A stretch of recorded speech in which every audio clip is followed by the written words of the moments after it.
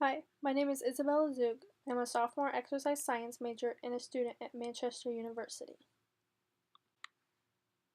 One of the most interesting things I have learned this semester is the fact that despite what most people think, athletes' diets do not differ all that much from those of non-athletes.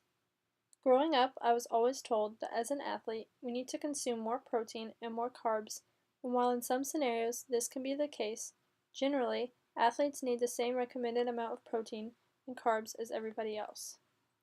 The Dietary Recommended Intake Committee say that athletes do not need more protein and should eat as other adults do. Carb loading can be important before big races, matches, or games, but really only a third of our diets should consist of carb-rich foods. On most days, we should eat the same MyPlate plan as everybody else striving for a healthy diet. Another thing I found interesting was when we calculated how many calories we should be consuming on a daily basis. Calculating your EER, or average energy intake, needed to maintain weight in a healthy person is based on age, weight, sex, height, and physical activity level. I learned that I need to consume 2,763.8 calories per day in order to maintain my current weight. This is something I think that is important for everyone to be aware of, because even if we are not ones to count our calories, we can still be aware of the general amount that we are consuming in order to maintain our overall health. Personally, something I would like to focus on in terms of my health and nutrition would be cutting back on sugars and thinking more about the quality of the food that goes into my body. I find myself taking in more sugar-dense foods than I probably should. This would include foods such as sugary cereal, ice cream, pizza, and other processed foods. These foods all contain excess sugar, refined carbohydrates, and many other fillers that our body does not need. A goal of mine would be to replace these foods with more of the whole grains and fresh fruits diet, as mentioned in the two documentaries watched in class. After watching both of these documentaries, it has made me more aware of what a plant-based diet is and what fresh foods can do to our bodies. Instead of eating the foods mentioned above, a goal would be to replace those foods with fresh fruits, fresh salads, pasta, yogurt, and the grilled meat options provided in the Union. What we put into our bodies really does matter and can make an overall impact on our health.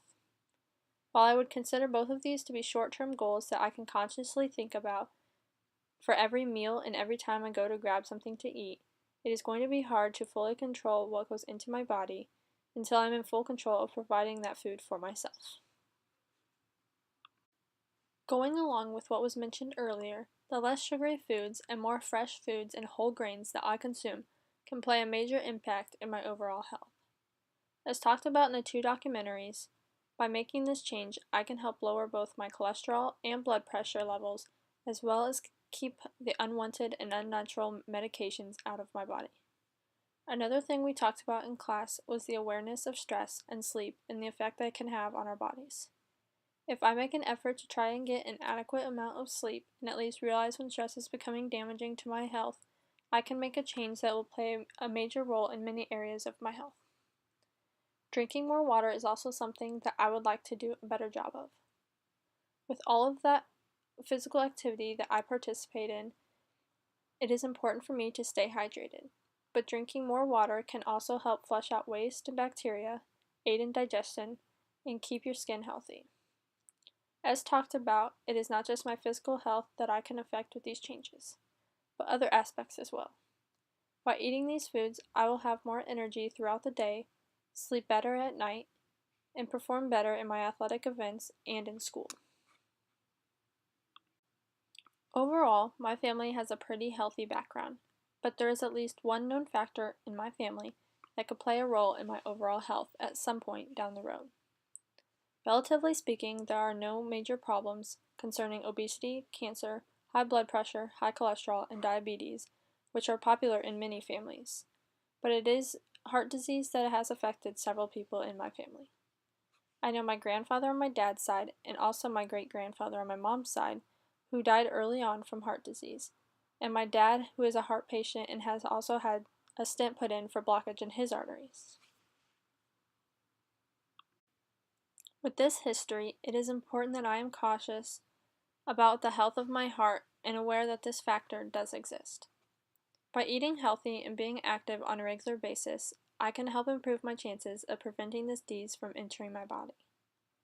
Eating foods that are high in HDL and low in LDL, eating a diet low in sodium, and eating less red meats are all modifiable factors that I can change in order to keep myself healthy and away from this disease. As discussed in class, in order to be at low risk for cardiovascular disease, HDL levels should be above 60 and LDL levels should be below 100. HDL is high-density lipoprotein and considered to be the good cholesterol, while LDL is the low-density lipoprotein and considered the bad cholesterol. Overall, cholesterol should be below 200 to be low risk for cardiovascular disease. As shown in my dad, being active and eating right cannot always be a preventative measure from the non-modifiable genetic factors, and another thing I can do to improve my chances of avoiding these problems is getting my heart checked early on. An electrocardiogram, echocardiogram, or angiogram can help with diagnosing many problems early on. One of the most troubling barriers, at least at this point in my life, would be financial instability. While electrocardiograms are the least expensive of the 3 heart checkups, so to speak, it will cost a couple $100s to get done. Another place where financial instability would come into play would be when focusing on eating a more plant-based diet or just fresher and healthier foods in general. Union has a very slim selection with these foods, and if I were to go out and buy a lot of the fresh fruits and vegetables and lean meats, it would turn out to be a lot more expensive than buying the processed, boxed, and frozen version of the same foods. While Manchester tries to offer healthy options, there is only so much they can provide in order to suit everyone. While I can make a start now, I will not fully be able to follow through with these goals until I can be in full control over what food I can provide, so location would be another barrier that would hinder me from making these improvements, at least at this point in my life.